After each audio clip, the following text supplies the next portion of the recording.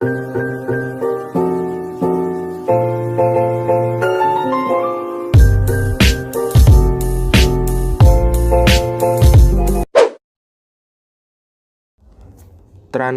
kebijakan moneter.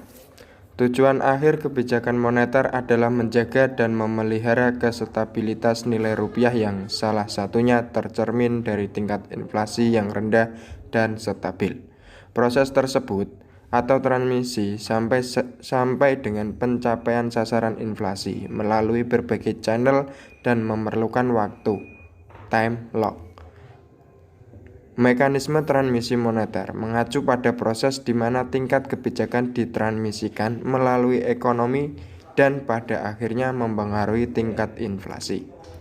Suku bunga kebijakan atau suku bunga acuan adalah salah satu alat kebijakan moneter untuk mempengaruhi jumlah uang beredar, di samping persyaratan cadangan dan operasi pasar terbuka.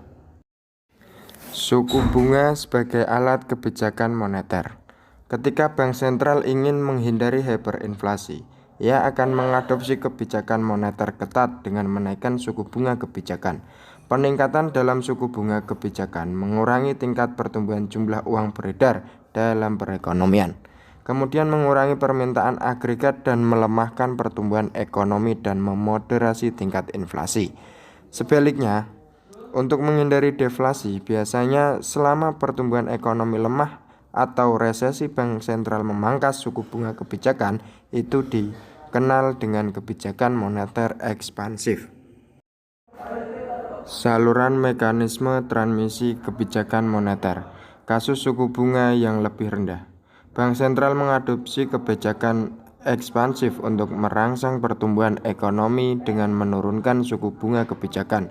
Pemotongan suku bunga mempengaruhi ekonomi beberapa saluran, termasuk tingkat pinjaman, ekspektasi agen ekonomi, harga aset, kekayaan, dan nilai tukar. Penurunan suku bunga pinjaman. Bank-bank komersial merespon pemotongan suku bunga kebijakan dengan menurunkan suku bunga kredit. Akibatnya, rumah tangga dan bisnis meminjam lebih banyak karena lebih murah. Seiring meningkatnya permintaan barang, bisnis meresponnya dengan meningkatkan produksi mereka. Agen ekonomi menjadi lebih optimis. Rumah tangga dan bisnis menjadi lebih percaya diri. Mereka mengaitkan suku bunga yang lebih rendah dengan pertumbuhan ekonomi yang lebih tinggi di masa depan. Mereka mengharapkan pendapatan rumah tangga menjadi lebih tinggi dan keuntungan perusahaan meningkat. Optimisme ini mendorong rumah tangga meningkatkan konsumsi sekarang. Harga aset meningkat. Harga aset cenderung naik, itu karena nilai sekarang dari perkiraan arus kas masa depan meningkat. Investor menyukai obligasi karena harga akan cenderung tumbuh ketika suku bunga turun. Meningkatnya prospek laba perusahaan juga mendorong kenaikan harga saham. Akibatnya, kekayaan rumah tangga meningkat. Kekayaan yang lebih tinggi mengarah pada pengeluaran barang dan jasa yang lebih signifikan. Depresi mata uang. Depresiasi membuat harga barang domestik lebih murah untuk pembeli asing. Karena barang lebih kompetitif dalam hal harga relatif, ekspor seharusnya meningkat. Peningkatan ekspor berarti permintaan agregat yang lebih tinggi, mendorong produsen dalam negeri untuk meningkatkan output.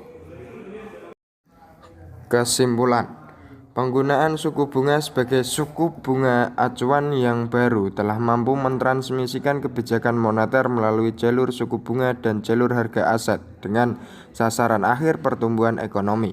Penurunan suku bunga acuan dapat direspon dengan cepat oleh suku bunga pasar uang antar bank, suku bunga perbankan, harga saham, dan investasi.